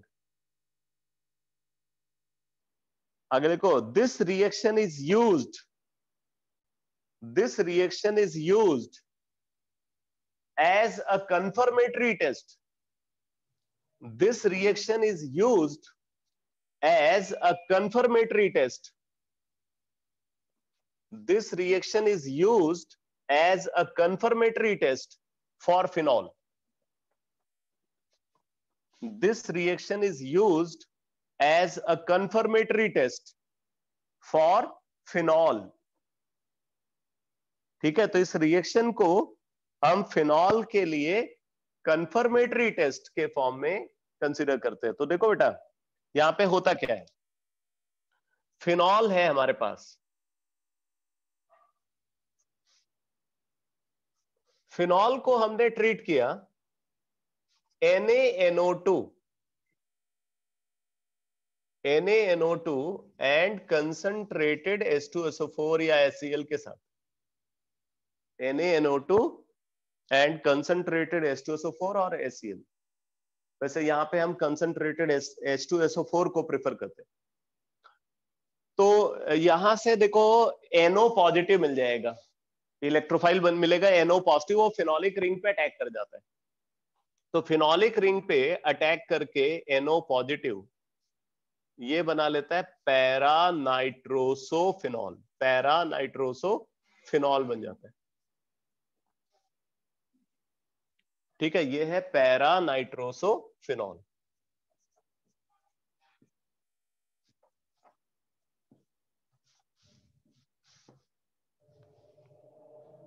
Para नाइट्रोसोफिनॉल का formation होता है. ठीक है, वैसे इसके साथ ortho product भी बनेगा, इसके साथ ऑर्थो प्रोडक्ट भी फॉर्म होगा, बट मेजर प्रोडक्ट यहां पे पैरा होता है. तो पैरा नाइट्रोसोफिनॉल का फॉर्मेशन होता है. अब ये जो पैरा नाइट्रोसोफिनॉल है, ये आगे कंडेंसेशन रिएक्शन में पार्टिसिपेट करता है. जरा देखना कैसे कंडेंसेशन रिएक्शन होती है.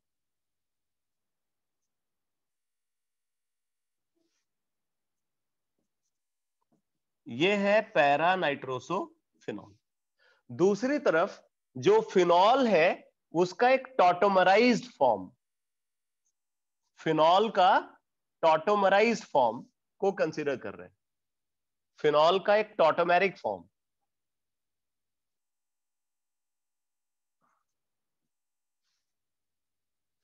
ये फिनॉल का टॉटोमेरिक फॉर्म है. जब फिनॉल जो है 1,5 टॉटोमेरिज्म में पार्टिसिपेट करेगा तो 1,5 टॉटोमेरिज्म के थ्रू ये फॉर्म प्रोड्यूस होता है. तो ये फिनॉल का टॉटोमेरिक फॉर्म है, टॉटोमेरिक फॉर्म ऑफ फिनॉल.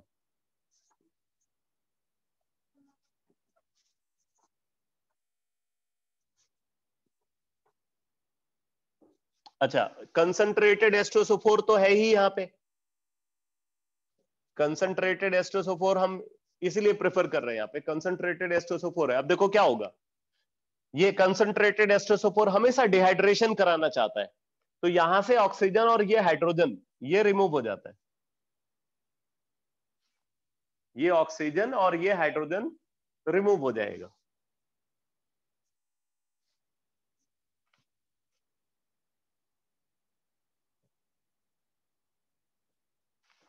अब देखो इससे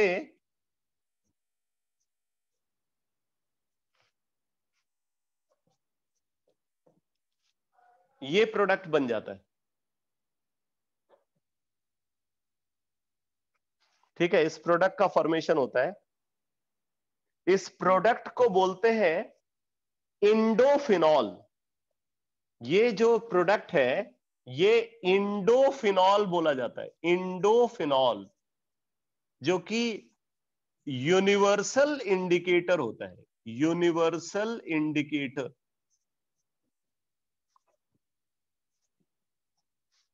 ये यूनिवर्सल इंडिकेटर होता है। तो बेसिकली अगर हम इंडोफिनॉल को कंसीडर करें तो इसका एसिडिक मीडियम में अलग कलर होता है, न्यूट्रल मीडियम में अलग कलर होता है, एल्कलाइन मीडियम में अलग अलग अलग कलर होता है। इस कंपाउंड का एसिडिक मीडियम में अलग कलर है, एल्कलाइन मीडियम में अलग कलर है, न्यूट्रल मीडियम में अलग कलर है। इसलिए जब हम सोल्यूशन का पीएच को कुछ इस तरीके से चेंज करेंगे कि अगर वो acidic then neutral then alkaline होगा तो ये 3 बार कलर चेंज करता है। ठीक है, ये जो कंपाउंड प्रोड्यूस हुआ है ये 3 बार कलर चेंज करेगा अगर हम सोल्यूशन का पीएच को acidic then neutral then alkaline medium की तरफ ले जाएंगे। जैसे देखो स्टार्टिंग में तो सोल्यूशन एसिडिक होगा क्योंकि कंसंट्रेटेड H2SO4 है। ठीक है, फिर जब हमने डाइल्यूशन किया तो डाइल्यूशन से क्या हुआ, उसका पीएच डिक्रीज हुआ, मतलब वो न्यूट्रल की तरफ आया। फिर जब हम एल्कैली ऐड करेंगे तो वो न्यूट्रल बन करके एल्कलाइन मीडियम में जाएगा। तो इस वजह से क्या होगा, 3 बार कलर चेंज होता है। तो वो सीरीज ऑफ कलर चेंज जो ऑब्जर्व हो रहा है उसी को लीबरमैन्स नाइट्रोसो टेस्ट बोलते हैं। सीरीज ऑफ कलर चेंज जो इंडोफिनॉल दिखाता है उसी को लीबरमैन्स नाइट्रोसो टेस्ट बोलते हैं। तो बताओ बेटा, ये समझ में आ गया पूरा डिस्कशन? ये लीबरमैन्स नाइट्रोसो टेस्ट का डिस्कशन समझ में आ गया आपको?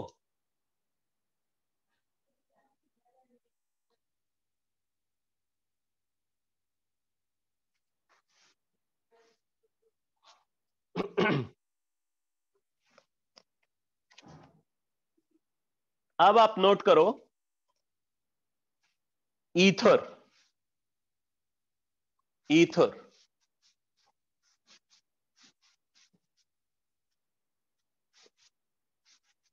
General method of preparation, general method of preparation, general method of preparation. अब यहां पे चाहे ए साइक्लिक ईथर बना हो या साइक्लिक ईथर बना हो, हमें सारी रिएक्शंस को कंसीडर करना है। साइक्लिक ईथर में इपॉक्साइड भी आ जाएंगी। ठीक है, तो सबसे पहले ईथर के प्रिपरेशन में हम कंसीडर कर रहे हैं विलियमसन सिंथेसिस, विलियमसन सिंथेसिस। बहुत कुछ ऑलरेडी बताया जा चुका है विलियमसन सिंथेसिस के बारे में, तो ज्यादा टाइम लगाने की जरूरत नहीं है। क्या करते हैं यहाँ पे, एल्काइल हैलाइड को कंसीडर करते हैं। प्रिफर्ड है primary, primary alkyl halide preferred है। ठीक है, प्राइमरी एल्काइल हैलाइड प्रिफर्ड है। वैसे सेकेंडरी भी हो सकता है बट प्राइमरी प्रिफर्ड है। और इसको हम मेटल एल्कोक्साइड के साथ रिएक्ट कराते हैं, R prime O negative Na positive, metal alkoxide के साथ रिएक्ट कराते हैं। SN2 मैकेनिज्म यहां पे ऑब्जर्व होती है, SN2 मैकेनिज्म ऑब्जर्व होती है और रिएक्शन के थ्रू बन जाता है R prime OR plus NaX। ठीक है, R prime OR plus NaX। ठीक है, अनसिमेट्रिकल ईथर को प्रोड्यूस करने का बेस्ट मेथड है, इसको यहां पे लिख लेना, best method for preparation of unsymmetrical ether, best method for preparation of unsymmetrical ether, best method for preparation of unsymmetrical ether.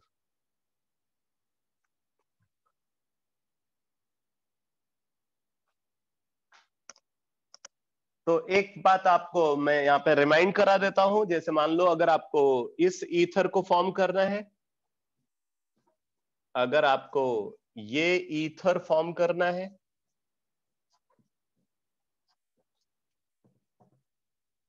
ये ईथर अगर आपको बनाना है, इसको बनाने के लिए आपको यूज करना पड़ेगा सब्सट्रेट इथाइल हैलाइड और रिएजेंट सोडियम और पोटेशियम टर्सरी ब्यूटॉक्साइड, ये आपको यूज करना पड़ेगा।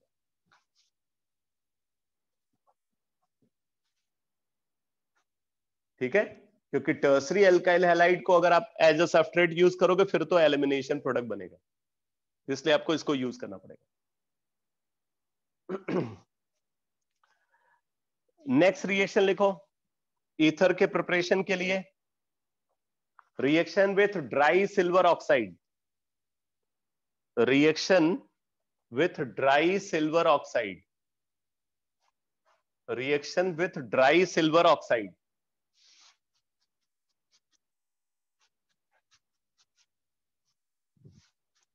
Reaction with dry silver oxide, देखो अगर हम एल्काइल हैलाइड को ड्राई सिल्वर ऑक्साइड के साथ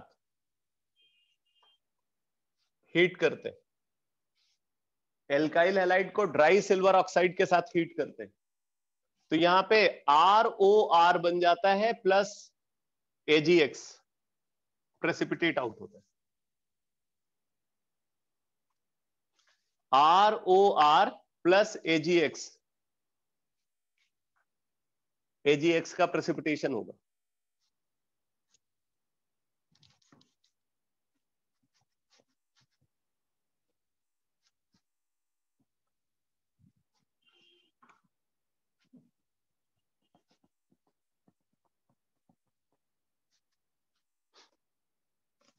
तो इस तरीके से आप ईथर बना सकते हो। अगली रिएक्शन लिखो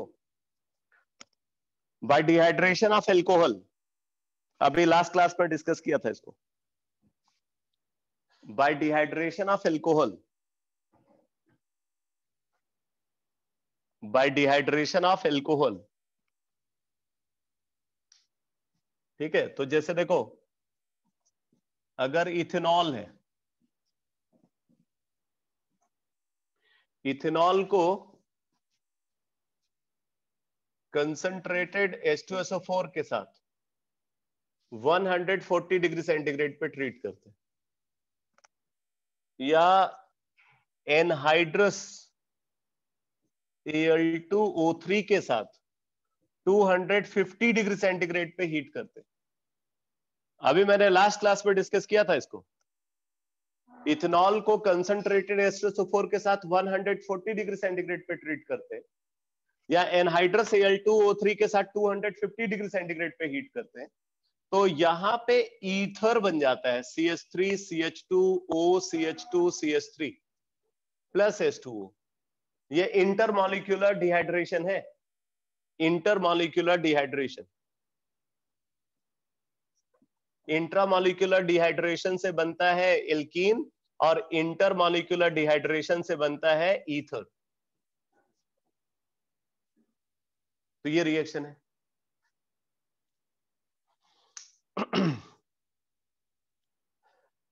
नेक्स्ट रिएक्शन लिखो, लिखो reaction of alcohol with, reaction of alcohol with diazomethane, ये भी बताया हुआ है, reaction of alcohol with diazomethane. तो देखो अगर एल्कोहल को डायजोमीथेन के साथ CH2N2 के साथ BF3 की प्रेजेंस में हीट करते हैं, तो यहां पे कार्बीन बनेगा, नाइट्रोजन गैस रिलीज होकर के कार्बीन बनेगा, कार्बीन OH बॉन्ड के बीच में इंसर्ट कर जाता है, उससे ये ईथर बन जाता है ROCH3।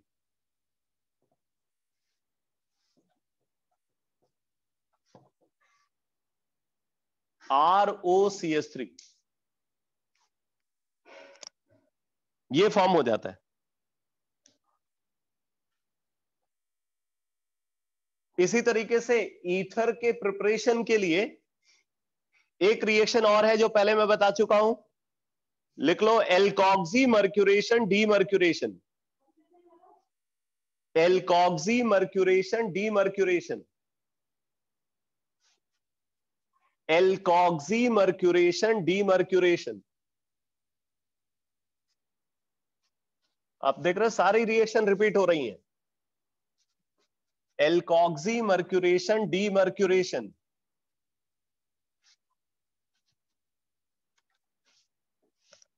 तो क्या करते हैं भाई, एल्कीन है, एल्कीन को Hg2 positive, H positive and alcohol के साथ ट्रीट करते हैं, और फिर उसके बाद सोडियम बोरोहाइड्राइड के साथ ट्रीट करते हैं। एल्कीन को Hg2 पॉजिटिव, H पॉजिटिव और एल्कोहल के साथ ट्रीट करते हैं, और फिर सोडियम बोरोहाइड्राइड के साथ ट्रीट करते हैं। तो मार्कोनिकॉफ रूल के अकॉर्डिंग यहां पे ये प्रोडक्ट बन जाता है RCHOR CH2H। यहां पे H और OR ये एल्कोहल, ये ROH में से जो है OR आ रहा है, और NaBH4 से ये हाइड्रोजन आ रहा है, NaBH4 से ये हाइड्रोजन आ रहा है, और एल्कोहल से ये OR आ रहा है। Overall reaction is called alkoxy mercuration demercuration. इसके बारे में मैंने बताया था कि ये ईथर के प्रिपरेशन का ओवरऑल बेस्ट मेथड है, ओवरऑल, क्योंकि अनसिमेट्रिकल और सिमेट्रिकल ईथर दोनों हम बना लेते हैं इस मेथड के थ्रू। ठीक है, कोई एलिमिनेशन की पॉसिबिलिटी नहीं, कोई रीअरेंजमेंट की पॉसिबिलिटी नहीं। तो ओवरऑल ये ईथर के प्रिपरेशन का बेस्ट मेथड है, बिकॉज ना तो एलिमिनेशन हो पाता है यहाँ पे, ना रीअरेंजमेंट हो पाता है। ठीक है, और अगर आप देखो तो एक ईथर है जो इसके थ्रू नहीं बन सकता है, और वो है डाइमिथाइल ईथर।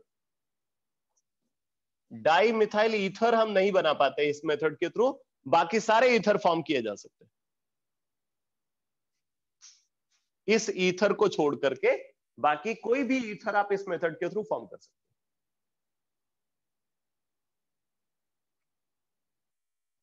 ठीक है बेटा। अच्छा, और फिर उसके बाद इपॉक्साइड का प्रिपरेशन मेथड आता है। तो इपॉक्साइड का प्रिपरेशन मेथड मैंने एक ही जगह पे आपको बताया हुआ है, एल्कीन की केमिकल प्रॉपर्टी में, ऑक्सीडेशन विदाउट क्लीवेज में एल्कीन की जब केमिकल प्रॉपर्टी में डिस्कस कर रहा था, वहां पे मैंने 4 रिएक्शन बताई हुई है, तो आप उसको जो है नोट कर लेना, फॉर्मेशन ऑफ इपॉक्साइड हेडिंग डाल करके। और वो चारों रिएक्शन जो एल्कीन से मैंने बताया हुआ है, उसमें एक तो ड्राई सिल्वर ऑक्साइड के साथ एल्कीन को ट्रीट करने पे बनता है इपॉक्साइड, ठीक है, और दूसरा मैंने बताया हुआ है कि परऑक्सी एसिड के साथ ट्रीट करने पे इपॉक्साइड बनता है, तीसरा हाइपोहेलस एसिड के साथ फिर एल्कैली के साथ ट्रीट करने पे इपॉक्साइड बनता है। तो वो जो रिएक्शन मैंने बताया हुआ है इपॉक्साइड के फॉर्मेशन के लिए, उनको आप यहाँ पे लिख लेना, तो मेथड ऑफ प्रिपरेशन फिनिश हो गया।